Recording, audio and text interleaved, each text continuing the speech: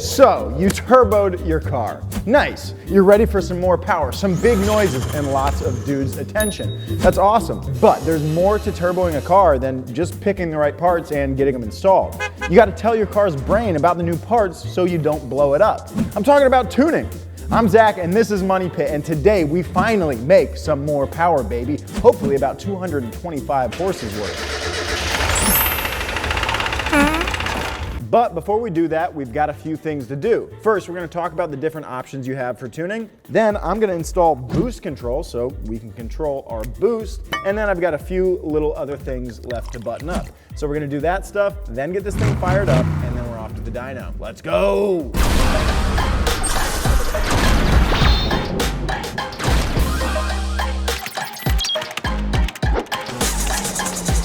All right, so when we're talking about tuning your car, there are kind of two different options. There's flash tuning and there's standalone ECUs. And we've talked about this on this channel before, but we'll just cover it real quick. Flash tunes basically replace the software on your stock ECU.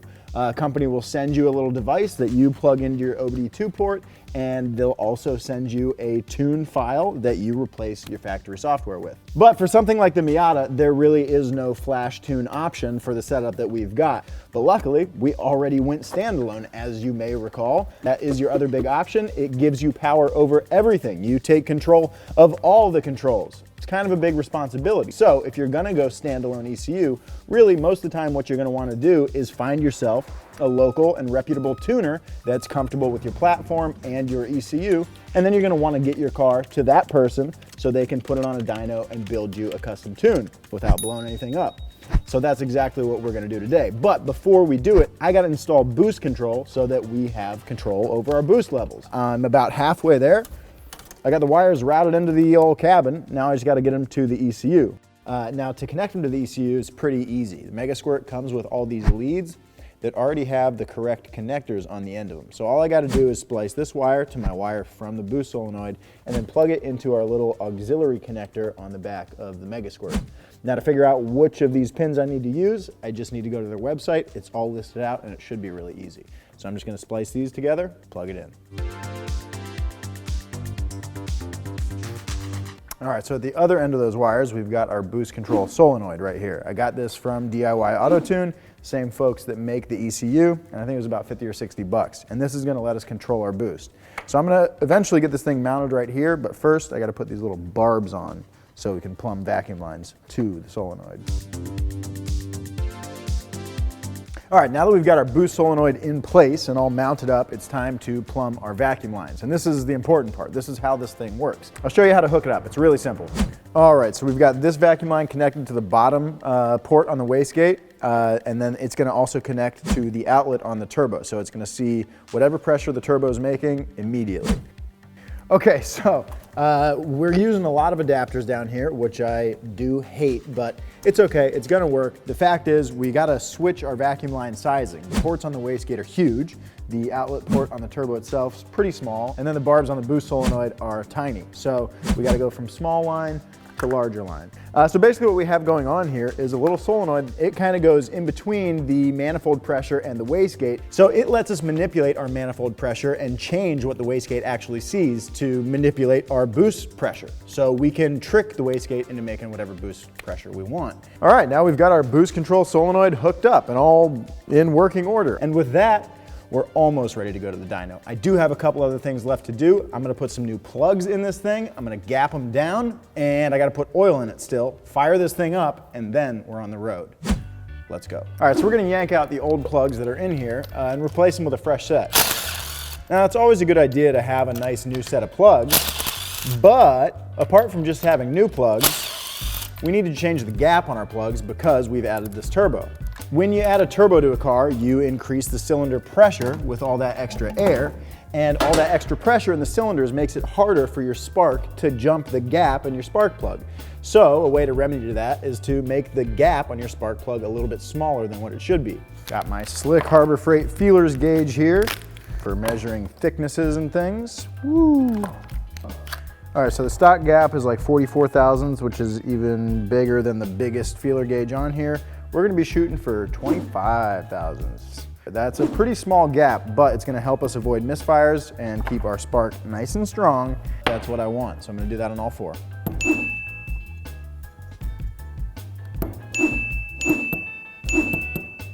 With that, all these plugs are gapped down to 25 thousandths, which is great. They're ready to go in the car. But before I put them in the engine, I'm actually gonna go prime the turbo, which means I need to put oil in the engine. One of the most important things for the lifespan of the turbo is that it gets oil. So the first time you start it up, if that thing is dry in there, you could really damage your turbo and really shorten its lifespan. So you need to make sure there's oil in the turbo before you start it. There's a few ways to do that. For one, I always fill this thing up. Even before I put this fitting on, I'll fill the turbo itself up with oil, sort of like one of these jobbies. The next thing that I'm gonna do is arguably more important. I'm gonna get this line filled up with oil. So the spark plugs are out of the engine right now, so the engine should crank really easily because there's no compression. So I'm gonna basically crank the engine, which will prime the pump, build oil pressure, and get oil pressure to the turbo. Okay, well, that's enough of that. All right, so now our oil system's all primed up, turbo's got oil in it. We let it run with pressure for long enough. So now I gotta put the plugs in. Now it's time to fire this thing up. Get it off jack stands, finally. Let's go.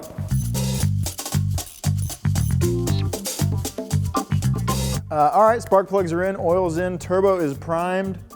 God, if I wasn't any smarter, I'd say it's time to start this thing up.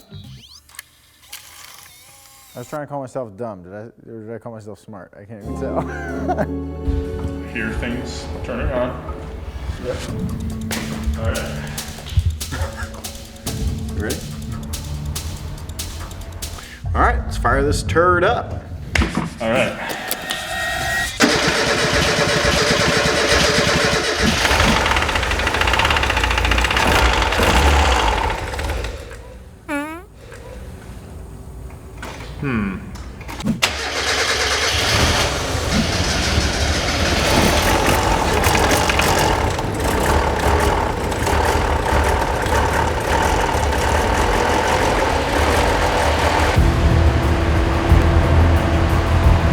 There's a lot of smoke coming in.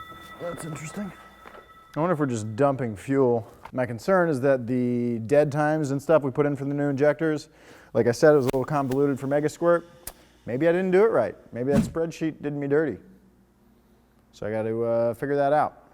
All right, so after our first startup, well, it runs pretty poorly. It's running really rich. It's running like 9-to-1 at idle. Super rich. That's because we've got our big fat injectors in there, and there is a chance that I put the injector dead times in incorrectly since it was a little bit different in Mega Squirt. But the big deal right now, well, we sprung a coolant leak.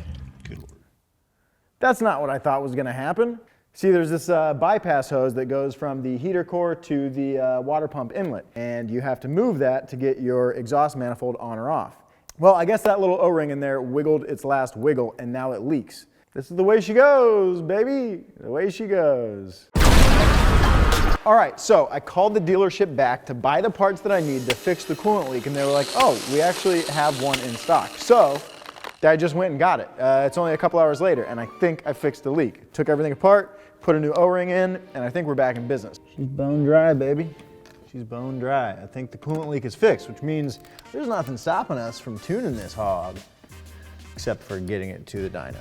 Still gotta do that. Cue the tow truck montage.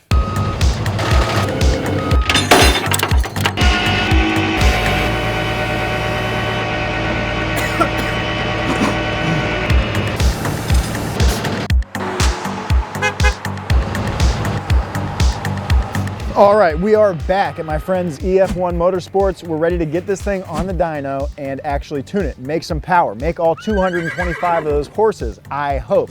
I do have a few concerns.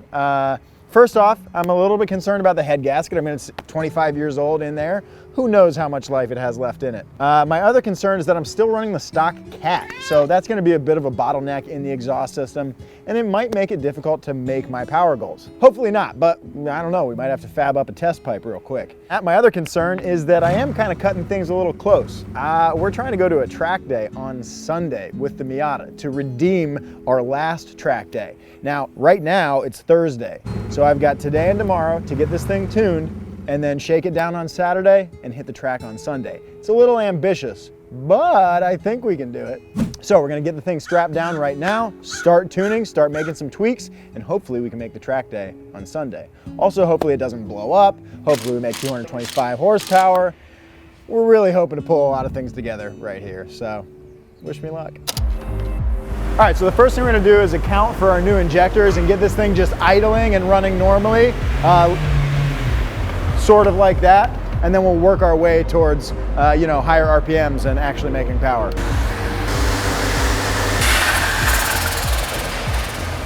All right, we just got the boost control all sorted out. We're making boost. We're running 13.5 pounds right now, which is about as much boost as I want to run. So that means that it's time to make some power pulls and see what kind of horsepower and torque this thing actually makes.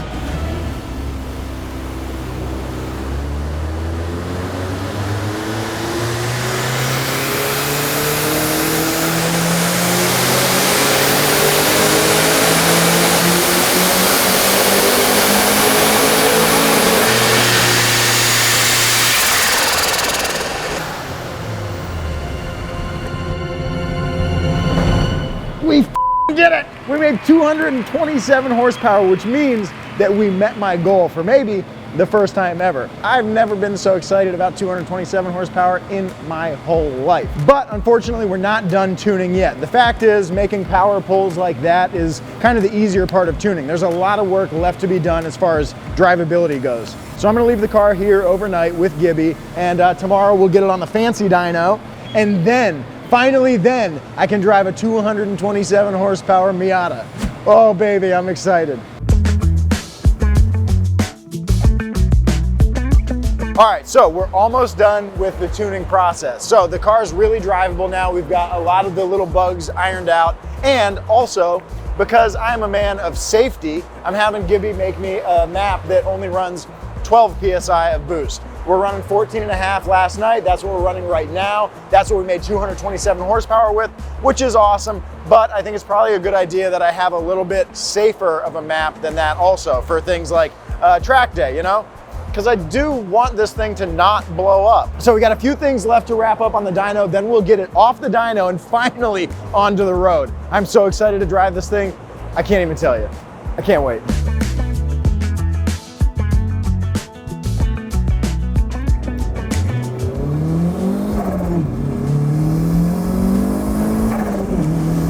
Yeah, baby!